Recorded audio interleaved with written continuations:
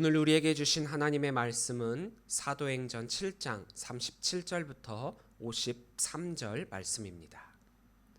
사도행전 7장 37절부터 53절 말씀입니다. 다 함께 읽도록 하겠습니다. 이스라엘 자손에 대하여 하나님이 너희 형제 가운데서 나와 같은 선지자를 세우리라 하던 자가 곧 이 모세라. 시내산에서 말하던 그 천사와 우리 조상들과 함께 광야 교회에 있었고 또 살아있는 말씀을 받아 우리에게 주던 자가 이 사람이라. 우리 조상들이 모세에게 복종하지 아니하고자 하여 거절하며 그 마음이 도리어 애굽으로 향하여 아론더러 이르되 우리를 인도할 신들을 우리를 위하여 만들라. 애굽 땅에서 우리를 인도하던 이 모세는 어떻게 되었는지 알지 못하노라 하고, 그때 그들이 송아지를 만들어 그 우상 앞에 제사하며 자기 손으로 만든 것을 기뻐하더니 하나님이 외면하사 그들을 그 하늘의 군대 섬기는 일에 버려두셨으니 이는 선지자의 책에 기록된 바 이스라엘의 집이여 너희가 광야에서 40년간 희생과 제물을 내게 드린 일이 있었느냐. 몰록의 장막과 신레판의 별을 받들었으며 이것은 너희가 절하고자 하여 만든 형상이로다. 내가 너희를 바벨론 밖으로 옮기리라 함과 같으니라. 광야에서 우리 조상들에게 증거의 장막이 있었으니 이것은 모세에게 말씀하시니까 명하사 그가 본 그 양식대로 만들게 하신 것이라. 우리 조상들이 그것을 받아 하나님이 그들의 앞에서 쫓아내신 이방인의 땅을 점령할 때에 여호수아와 함께 가지고 들어가서 다윗 때까지 이르니라. 다윗이 하나님 앞에서 은혜를 받아 야곱의 집을 위하여 하나님의 처소를 준비하게 하여 달라고 하더니 솔로몬이 그를 위하여 집을 지었느니라. 그러나 지극히 높으신 이는 손으로 지은 곳에 계시지 아니하시나니 선지자가 말한 바 주께서 이르시되 하늘은 나의 보좌요 땅은 나의 발등상이니 너희가 나를 위하여 무슨 집을 짓겠으며 나의 안식할 처소가 어디냐. 이 모든 것이 다 내 손으로 지은 것이 아니냐 함과 같으니라. 목이 곧고 마음과 귀에 할례를 받지 못한 사람들아, 너희도 너희 조상과 같이 항상 성령을 거스르는도다. 너희 조상들이 선지자들 중에 누구를 박해하지 아니하였느냐. 의인이 오시리라 예고한 자들을 그들이 죽였고 이제 너희는 그 의인을 잡아준 자요 살인한 자가 되나니 너희는 천사가 전한 율법을 받고도 지키지 아니하였도다 하니라. 아멘. 할렐루야. 오늘도 주의 전에 자신 우리 성도님들을 주의 이름으로 사랑하고 축복합니다. 장마가 시작되어서 땅이 비로 인해 온 땅 가득 물이 가득하게 되었는데요.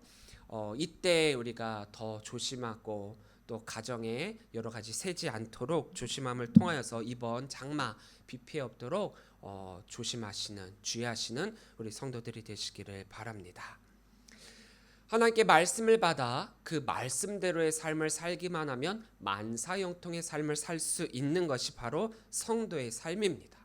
하나님의 언약이 그만한 능력이 있고 또 우리는 먼저 소유할 수 없는 그 유일무이한 것이 바로 하나님의 언약이고 약속이고 능력이죠. 물론 이 세상을 살아가는 동안 이 땅을 지배하는 악한 영의 시계를 받기 때문에 그들로 인한 고난과 또 두려움과 시험이 있을 수는 있겠지만 그것들이 우리를 향한 복음, 또 우리의 영원한 삶, 영원한 하나님 나라 백성으로서의 삶을 결코 바꿀 수는 없습니다. 근데 사람들은 이런 이야기를 하네요. 믿는다. 하나님을 믿어봤자 다 소용없다고. 하나님 믿는 사람 치고 잘 되는 꼴 못 봤다고. 안 믿는 사람이 더 잘 사는 것이 바로 이 세상이라고. 그렇게 보일 수는 있죠. 왜냐? 우리가 믿는다라고 하는 개념과 그들이 믿는다라고 하는 개념이 다르고 우리가 만사형통이다라고 말하는 것과 그들이 만사형통이다라고 말하는 것은 그 개념 자체가 다르기 때문입니다. 모세가 하나님의 말씀을 이스라엘 백성들에게 전달하는 메신저의 역할을 하면서 하나님의 뜻이 어디에 있는지 그 백성들에게 선포를 하게 되지요. 그리고 하나님과 그 백성들 사이에 브릿지 다리 역할을 함을 통하여서 하나님께서 그들에게 주시고자 했던 그 언약을 맺게 됩니다. 하나님의 말씀과 언약. 유대인들이 강조하고 유대인들의 거룩함이 되며 유대인들의 구원의 징표가 되는 그 율법이 드디어 이 모세를 통해서 이스라엘 백성들에게 주어지게 됩니다. 자, 이들이 이토록 그렇게 간절하게 소망하고 있었던 것이다라고 한다면은 이 율법을 받아야 하는 그때, 이 율법을 처음 받는 그때 과연 그 모습은 어땠을까요? 하나님을 온전히 섬기며 하나님의 말씀이라면 그 어떤 말씀이라도 다 받아 적고 한마디라도 놓치지 않으려고 외우고 또 외우고 반복하고 그 말씀을 그렇게 소중하게 여겨야 되겠지 않겠습니까? 하지만 지금 율법을 강조하고 그 율법으로의 구원을 말하고 있는 이 유대인들의 주장과는 달리 그 처음은 너무나도 실망스럽기 짝이 없었습니다. 처음부터 우상이 우상이고 이단이 이단이라는 것을 알았다라고 한다면 아마 거기에 빠지지 않았을 거예요. 그런데 그거 아십니까? 처음에는 몰라서 그럴 수 있다라고 여길 수 있을지는 모르지만 나중에는 알아도 그런 줄 알면서도 빠져나오기 힘든 것이 우상 숭배이고 이단입니다. 왜 그럴까요? 알면 빠져나올 수 있을 것 같은데 말이죠. 그런데 말입니다. 여기에는요, 그러지 못하는 이유가 있어요. 왜냐? 그것들이 나를 위한, 우리를 위한, 인간을 위한 것으로 바뀌면서 그렇게 그것에서 빠져나올 수 없을 만큼의 매력에 푹 빠져버리니까 더 이상 그것이 거짓임을 알면서도 나올 수 없게 된다라는 거예요. 하나님의 은혜로 출애굽을 하게 된 이스라엘입니다. 전적으로 하나님의 은혜예요. 그 누가 이들을 애굽의 손에서 벗어날 수 있게 할 수 있으며 또 엄청난 그 이적을 경험할 수 있게끔 할 수 있겠습니까? 애굽에서의 10가지의 재앙, 또 홍해에서의 홍해 갈라짐의 역사, 또 광야에 들어와서는 물이 없다라고 하는 그들에게 물을 주시고 배고프다라고 하는 그들에게 만나와 메추라기를 주신 그 이적. 이 가운데 이들 스스로가 쟁취하고 얻을 수 있었던 것은 그 어느 것 단 하나도 없었죠. 하나님이 주셨기에 가능하고 하나님이 이끄셨기에 가능하고 하나님이 함께 계셨기에 가능한 역사였습니다. 39절부터 41절 말씀입니다. 우리 조상들이 모세에게 복종하지 아니하고자 하여 거절하며 그 마음이 도리어 애굽으로 향하여 아론더러 이르되 우리를 인도할 신들을 우리를 위하여 만들라. 애굽 땅에서 우리를 인도하던 이 모세는 어떻게 되었는지 알지 못하노라 하고 그때 그들이 송아지를 만들어 그 우상 앞에 제사하며 자기 손으로 만든 것을 기뻐하더니 그런데 그럼에도 불구하고 이들은 그러한 하나님의 은혜에 대해서 엄청난 배신을 하게 되죠. 어떤 배신이냐? 하나님께서 이들에게 계명을 주시고 율법을 주시고 언약을 해주실 때 우리가 흔히 알고 있는 10계명, 이 10계명 중에서 하나님과 인간과의 관계 가운데 정말 결코 어겨서는 안 되는 것들이 그 가운데 우선적으로 담겨져 있었었는데 하나님을 섬기라, 하나님만을 섬기라, 너를 위해서 그랬는데 이들은 도리어 이 말을 바꿔서 나를 위하여 우상을 만들게 되죠. 너희를 위해서 하나님만 섬기라 했는데 나를 위해서 우상을 내 손으로 만들게 됩니다. 모세가 하나님의 말씀을 받아 백성들에게 선포했음에도 불구하고 그 은혜를 은혜로 갚는 것이 아니라 도리어 애굽에서의 삶이 더 풍족했고 거기에서의 삶이 지금 이곳에서의 그런 삶보다 더욱 좋았다라고 괜히 자신들을 광야로 이끌어내어 이런 개고생을 시킨다라고 부평 불만을 일삼게 되면 틈틈이 계속해서 다시금 애굽으로 돌아가자 이런 말을 서슴지 않았고 더군다나 율법을 받으러 간 그 모세를 기다려야 함에도 불구하고 시내산에서 내려오지 않는다. 그래서 아론에게 자신들을 위한 우상을 신을 만들어 달라고까지 요구를 하게 되죠. 모세의 존재 자체를 아예 무시하려고 하는 그들의 속내가 있을 뿐더러 하나님마저도 자신들의 발 아래 무릎 꿇리려고 하는, 자신들을 위하여 우상을 만들려고 하는 어처구니 없는 요구까지 하게 되지 않습니까? 그들이 출애굽하게 된 근본적인 이유는 하나님을 잊어버렸기 때문이에요. 하나님과의 관계를 다시금 정립하며 회복하고 하나님께 예배하기 위하여 이들은 애굽을 떠난 겁니다. 하나님께 예배하고 하나님의 말씀을 듣기 위하고 하나님과 언약을 맺기 위해 지금 출애굽을 했단 말이에요. 하지만 그들 마음의 중심은 어디에 있습니까? 하나님을 향해 있는 것이 아니라 자신들의 손으로 만든 그 우상을 향하고 있습니다. 우상 숭배는 하나님께 예배하는 것과 정반대의 삶임에도 불구하고 하나님의 말씀의 중심이요, 그들을 향한 하나님의 언약의 징표로서 주어질 그 율법을 주시는 동안에도 이들은 그것을 받을 만한 그릇이 되지 못한 채 자신들을 위한, 또 자신들이 만든 우상을 섬기려 하고 있었다라는 겁니다. 하나님께 예배하기 위한 출애굽이었는데 도리어 자신들을 예배하기 위한 출애굽으로 바뀌게 되었다라는 거예요. 46절부터 50절입니다. 다윗이 하나님 앞에서 은혜를 받아 야곱의 집을 위하여 하나님의 처소를 준비하게 하여 달라 하더니 솔로몬이 그를 위하여 집을 지었느니라. 그러나 지극히 높으신 이는 손으로 지은 곳에 계시지 아니하시나니 선지자가 말한 바 주께서 이르시되 하늘은 나의 보좌요 땅은 나의 발등상이니 너희가 나를 위하여 무슨 집을 짓겠으며 나의 안식할 처소가 어디냐. 이 모든 것이 다 내 손으로 지은 것이 아니냐 함과 같으니라. 목사님들의 은퇴 나이는 만 70세예요. 20대 신학교에 가갖고 대학교를 졸업하고 대학원을 졸업하고 또 목사 과정을 거쳐서 목회를 시작을 한다면은 약 40년 이상을 목회를 할 수가 있습니다. 그러니까 뭐 중간에 어디 옆길로 새지 않고 처음부터 목회를 시작을 해갖고 하면 약 40년 정도 가능하다라는 거예요. 저도 어느덧 20년이라는 시간을 목회를 했으니 지금의 이 시간은 바로 앞으로의 20년을 목회해야 하는 중간적 터닝 포인트 지점에 놓여 있습니다. 현대 시대적 상황을 고려해 볼 때 이렇게 목회 연수를 무사히 잘 마치고 은퇴하시는 분들을 보면은 그 목사님들을 굉장히 존경할 만해요. 왜냐? 목회 도중에 병으로 돌아가시는 분들이 생각외로 꽤나 많거든요.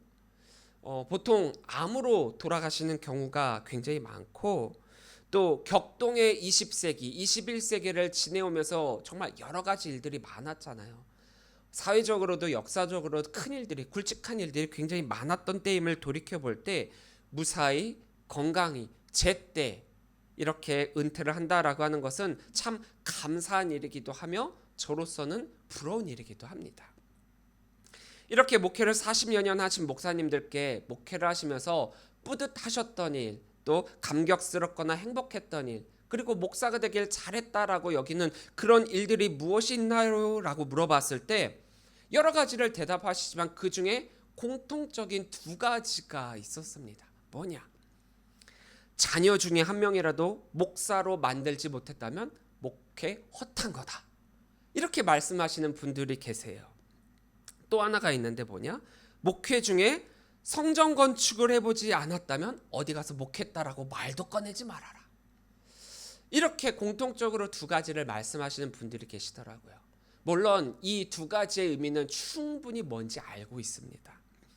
자녀 중에 목사가 되는 자녀가 있다라고 하는 것 그 자체가 내가 목회를 하면서 그 자녀에게 본을 보였고 목회가 얼마나 자랑스럽고 행복하고 하나님의 사역을 감당하는 그 일이 얼마나 뿌듯한 것임을 그 자녀가 봄소 아버지를 통해 배워 내가 목사가 되었다라고 하니 얼마나 자부심과 뿌듯함이 있겠습니까? 내가 평생 목회를 참 잘했구나.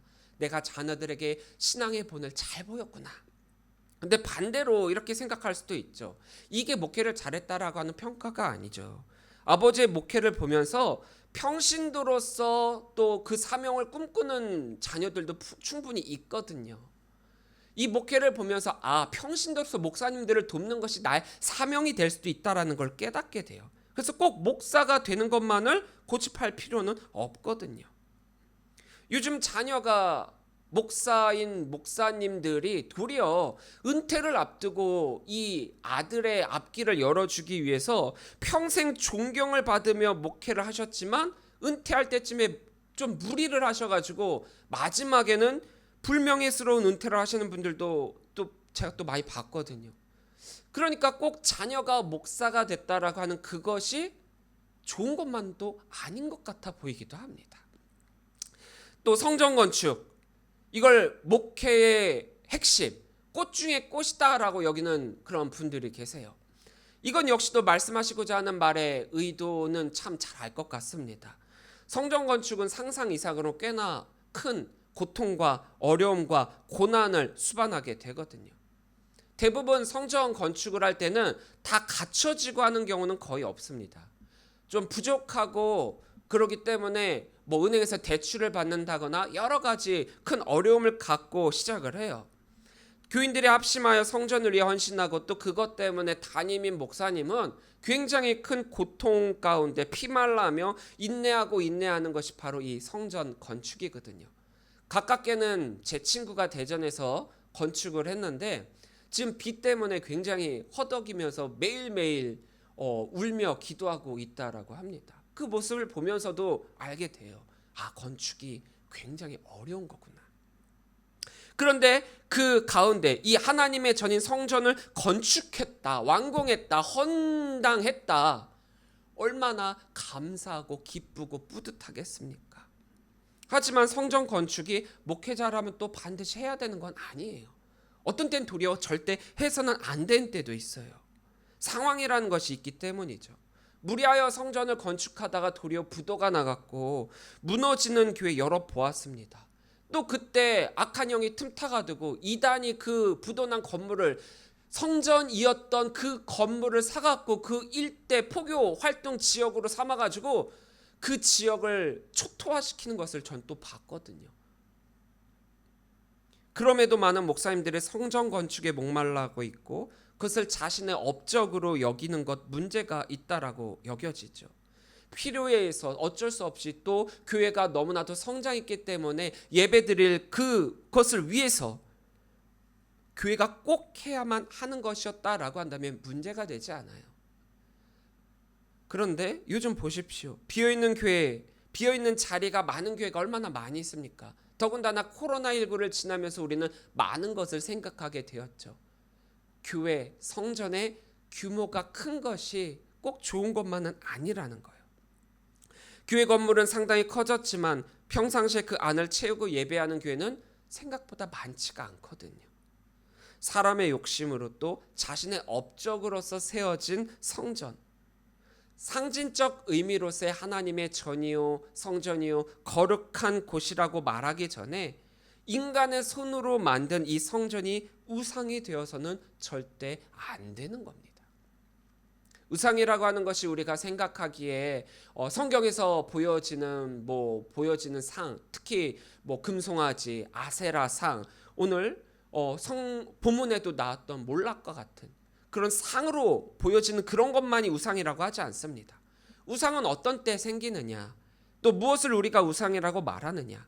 하나님 이외의 신을 우상이라고 하고요. 또 그것으로 섬기는 것을 우상 숭배라고 합니다.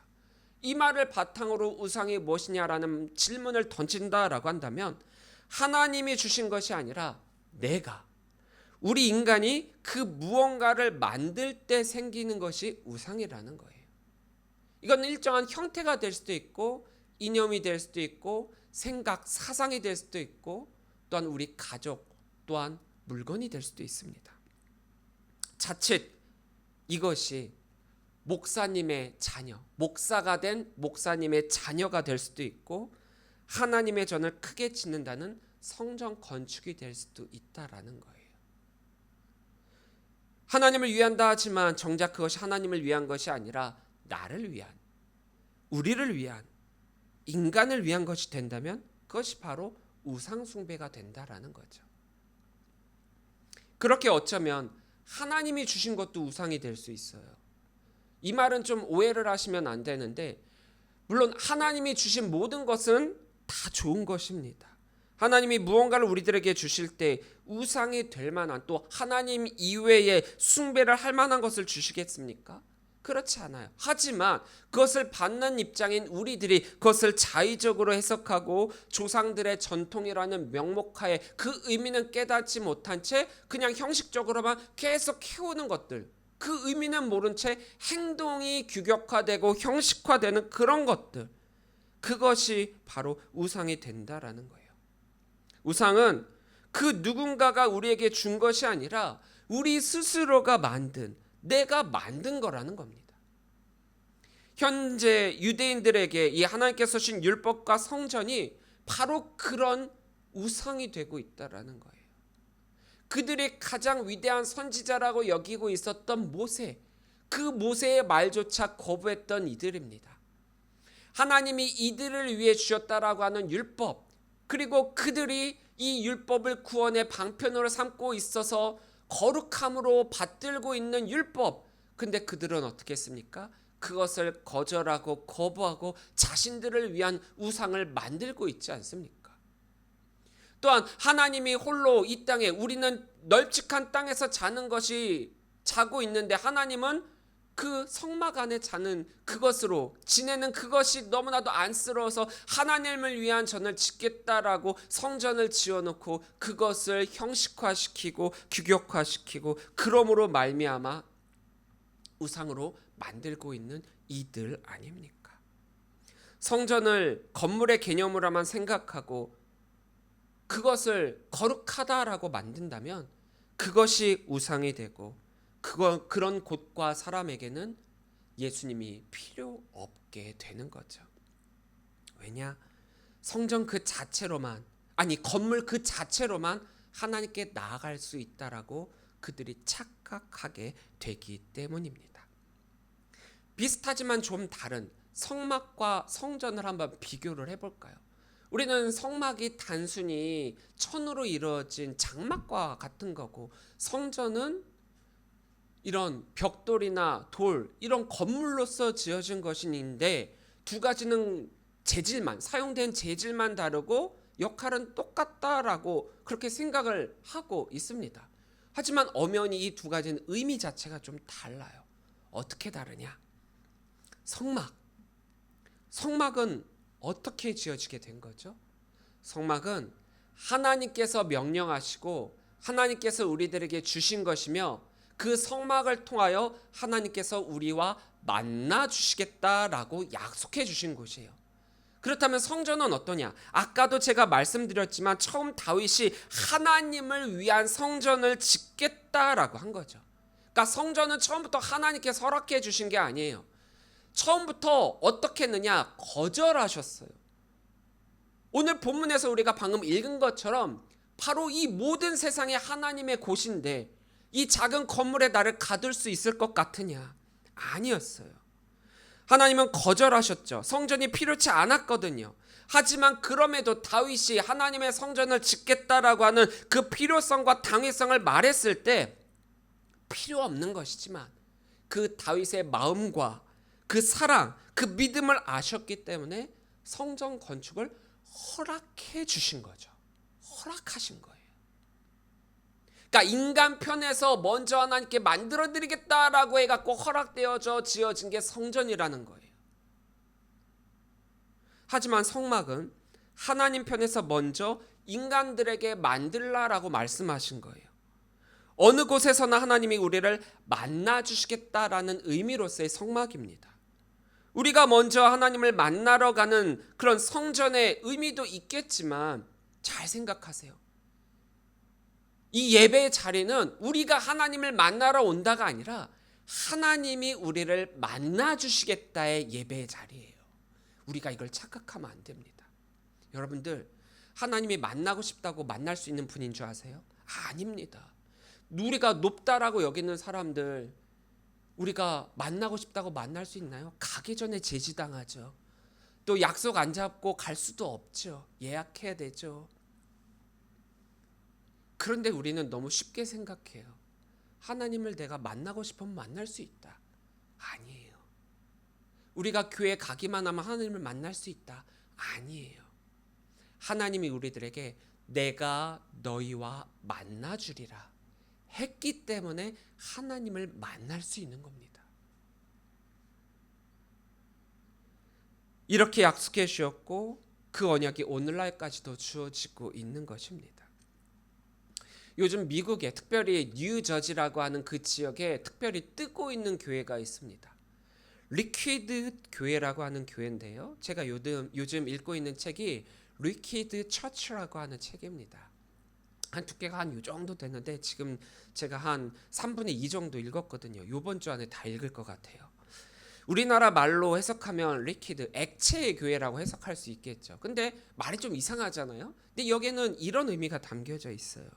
여기서의 리퀴드는 세상에 대한 선한 영향력. 그러니까 교회가 처음부터 세상을 향해 나아갈 때 처음에는 발목, 무릎, 또 허리 이 물에 잠길 수 있을 만큼의 큰 영향력을 세상을 향해 교회가 펼쳐야 된다라는 의미의 이 리퀴드가 사용되어지고 있고 또 두 번째 교회에서 세상이 성도들이 목마름과 갈증을 가지고 있을 때 이 목마름과 갈급함을 해소한다라는 의미로서 이 리퀴드라는 말을 사용하고 있습니다. 미국이라고 하는 장소와 상황 또 생각과 마인드가 우리나라와 많이 다르기 때문에 그 나라였기에 할 수 있었던 것도 있지만 좀 반대로 생각을 하면 우리나라라고 이러한 영향력을 끼치지 못한다라고 확언할 수 없고요. 또 이러한 목마름과 갈급함을 채우지 못할 것이다라는 그런 생각을 가질 필요가 없다라는 그런 생각이 들었습니다. 이 교회는 특별히 장애 목회라고 하는 특수 목회로 유명해진 교회거든요. 방법의 차이만 있었던 거예요. 뭐 이것이 꼭 이것만이 옳다, 다른 것은 해서는 안 된다 이게 아닙니다. 이 리퀴드 처치라고 하는 이 책에서 이야기하고자 하는 이 책의 저자의 이야기는 우리 보고 장애 목회, 특수 목회를 하라는 이야기가 아니에요. 교회가 리퀴드, 물이 되어서 갈급함을 해결하고 영향력을 끼치고 세상을 변화시켜야 된다라고 하는 그러한 의미로서 이 리퀴드라는 말을 사용하고 있는 겁니다. 근데 이 리퀴드라는 말을 쓰게 된 그 원인을 그 처음을 찾아봤을 때는 우연이었어요. 어떻게 보면 실수였어요. 근데 실수가 개발이 되고 또 발명품이 되는 것처럼 이 작은 실수와 우연이 겹쳐서 오늘날 필요한 교회가 되었다라는 거죠. 영향력을 끼치는 교회, 갈급함을 채우는 교회. 우리가 너무나도 잘 알고 있고 많은 교회가 또 그렇게 된다라고 하니 어떻게 보면 새로움이 없는 것 같은 말이기도 하지만 이 책을 읽어보면 저는 다시금 제가 그동안 목회라고 여겼던 것을 다시금 생각해보는 계기가 되었습니다. 아마도 우리 성도들이 읽게 된다라고 한다면 나의 신앙, 나의 믿음 이것이 무엇인가에 대해서 다시금 처음으로 돌아가는 계기가 될 수 있을 것이라 생각해요.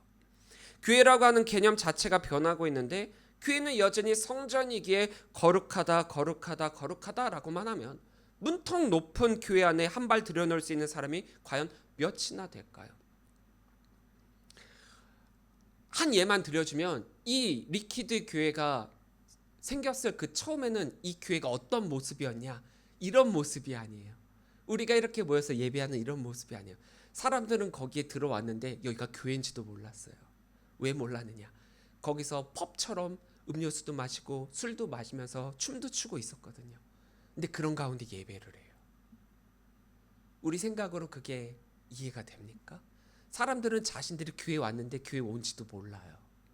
그러면서 그 교회가 확장되어 갔죠. 처음엔 진짜 교회라고 하는 건물 안에 이런 예배를 드렸는데 거부가 생깁니다. 기존에 있었던 사람들에 의해서. 그래서 장소를 옮겨서 이 교회가 커지게 돼요.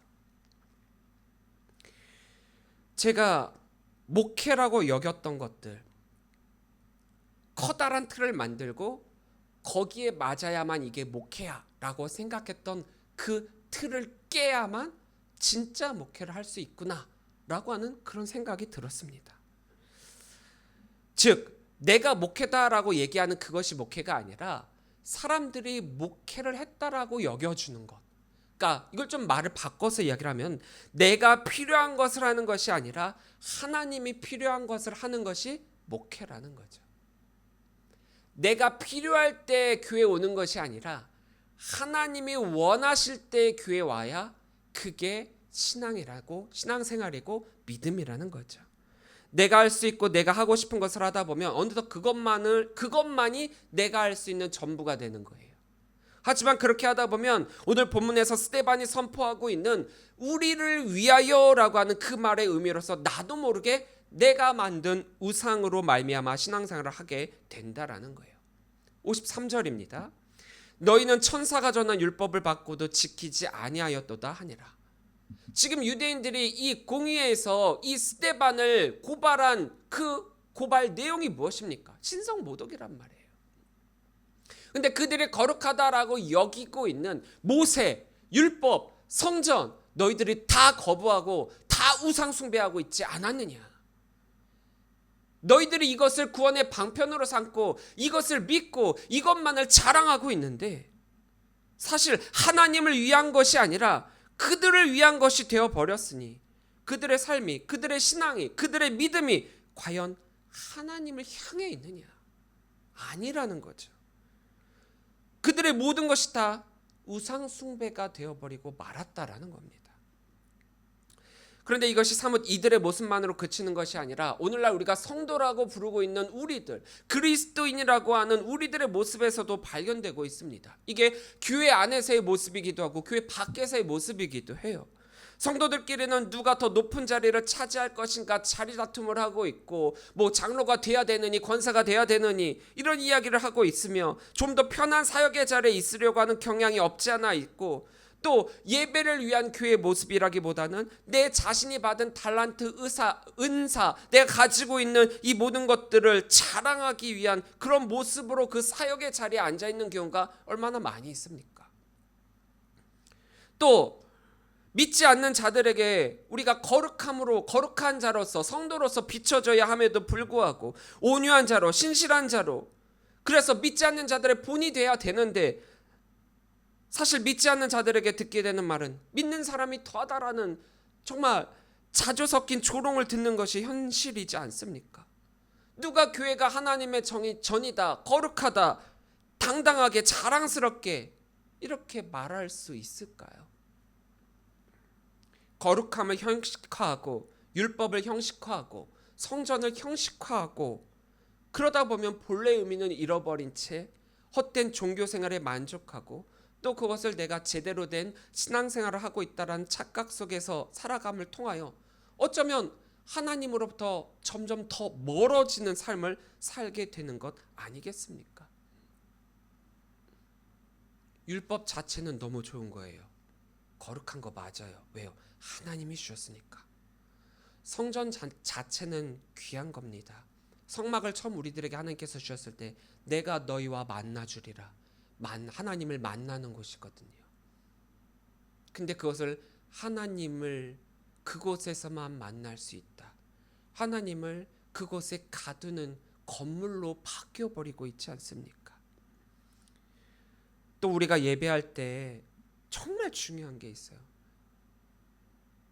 우리가 이 말씀을 통해서 하나님은 영이시니 예배하는 자가 영과 진리로 예배할지니라. 우리가 정성을 다해 하나님께 예배를 해야 된다라고 이야기를 하죠. 근데 정말 중요한 것은요. 예수님을 의지하는 거예요. 예수님을 의지하지 않고서는 하나님의 언약이 우리를 향한 구원이 결코 이루어지지가 않습니다. 왜 이 말을 하느냐? 복음의 본질을 잃고 형식만 남은 신앙은 참된 신앙이 아니기 때문이에요.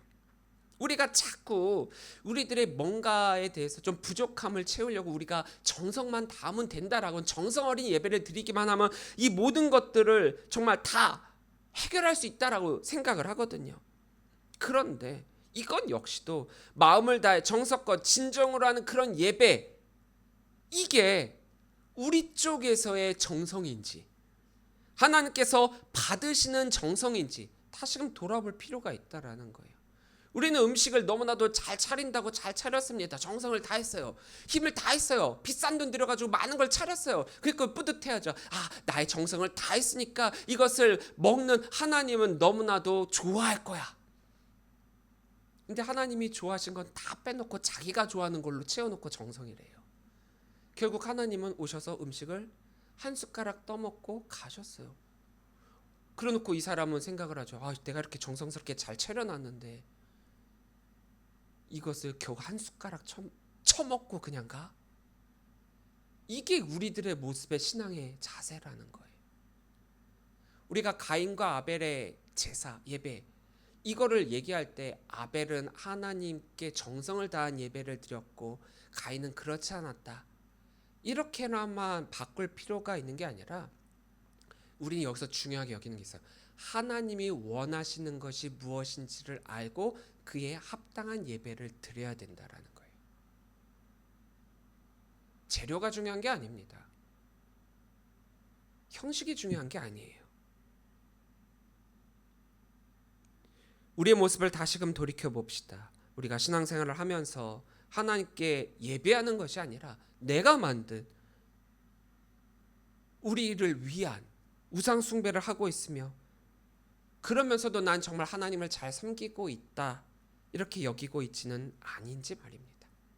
우리는 자격 없는 자들이에요. 하나님의 언약을 받을 만한 그리고 그 구원을 이룰 만한 아무런 능력도 자격도 어떤 것도 없는 자들입니다. 그럼에도 우리가 하나님의 은혜로 그 모든 것을 받게 되었으니 얼마나 감사한 자들입니까? 얼마나 우리가 이 세상을 살아갈 때 하나님의 자녀로서의 삶을 살아가야 되지 않겠습니까? 예수님을 힘입으로 말미암아 온전한 예배를 드리기 위한 이 자리에 나오시기를 바랍니다. 율법과 성전 중요합니다. 하나님이 주시고 또 하나님이 허락하여 주신 거룩한 것이에요. 하지만 그것을 주신 하나님께 집중하지 아니하고 그 형식 자체에만 얽매임으로 말미암아 스스로가 만든 우상 속에 빠져 그것을 숭배한다면 그것은 인간을 위한 그들을 위한 하나의 우상이 되고 그것은 결코 하나님을 향한 우리의 예배가 되는 것이 아니라는 것을 잊지 마시기 바랍니다. 우리가 하나님이 주신 것을 우리의 욕심으로 인해서 그 은혜가 도리어 우리를 멸망으로 이끄는 것으로 바꾸어 버릴지도 모릅니다. 바로 이 유대인들이 바로 그런 짓을 하고 있지 않습니까? 하나님께 받은 율법을, 하나님이 허락한 성전을, 하나님이 세워주신 모세를 얼마나 안타깝겠습니까? 받은 언약이, 받은 복음이, 받은 구원이 정말 소용없게 된다니 말입니다. 하나님의 사랑을 또 예수님의 사랑을 깊이 감사하며 또한 그것을 힘입어 주님 앞에 나아가는 우리 성도들이 되시길 바랍니다. 하나님은 우리를 통해 그런 완전한 예배를 받으시기를 원하세요. 우리 쪽에서의 정성이 아니라 하나님께서 원하시고 하나님이 기뻐하시는 그러한 예배를 말입니다. 바로 예수 그리스도의 피를 힘입어 하나님 앞에 나와 예수 그리스도의 복음의 의미와 하나님께서 우리들에게 주신 언약의 의미를 깊이 깨달아 바로 그런 삶으로 향해 나아가시는 저와 여러분들의 삶이 되기를 주의 이름으로 간절히 축원합니다. 기도하시겠습니다.